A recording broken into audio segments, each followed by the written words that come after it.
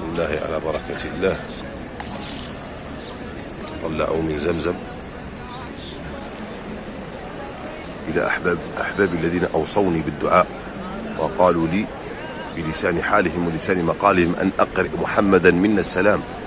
إخواني، أمسية اليوم سألج إلى الروضة بفضل الله إن شاء الله، وسأتذكركم واحدا واحدا، ومن هنا أقول لكم أني لن أنساكم إن شاء الله، وأدعو الله سبحانه وتعالى أن يحشرنا وإياكم مع زمرة النبيين والصديقين والشهداء والصالحين وحسن أولئك رفيقا.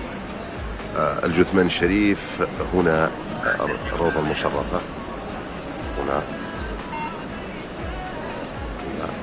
جزاكم الله خيرا.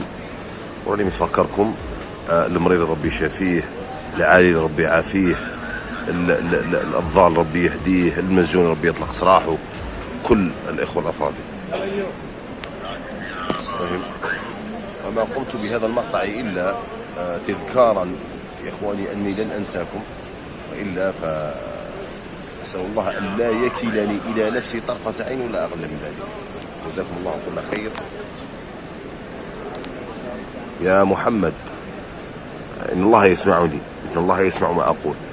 إن أهالي آفلو وأهالي جبل عمور يقرؤونك السلام، فأسأل الله سبحانه وتعالى أن نكون برفقتك في الفردوس بإذن الله. نحن في مدينة رسول الله. أسأل الله أن لا يحرمكم من هذه اللحظات أبدا. عودنا. وجاز الله كل خير القائمين على خدمة الحرمين الشريفين، والله العظيم ليس من رأى كمن سمع. والله قيام ممتاز جدا، علامة كاملة للعمال والقائمين والمشرفين. والله ما شاء الله ما شاء الله. أي جزاكم الله كل خير. وسأتذكركم أمسية اليوم إن شاء الله.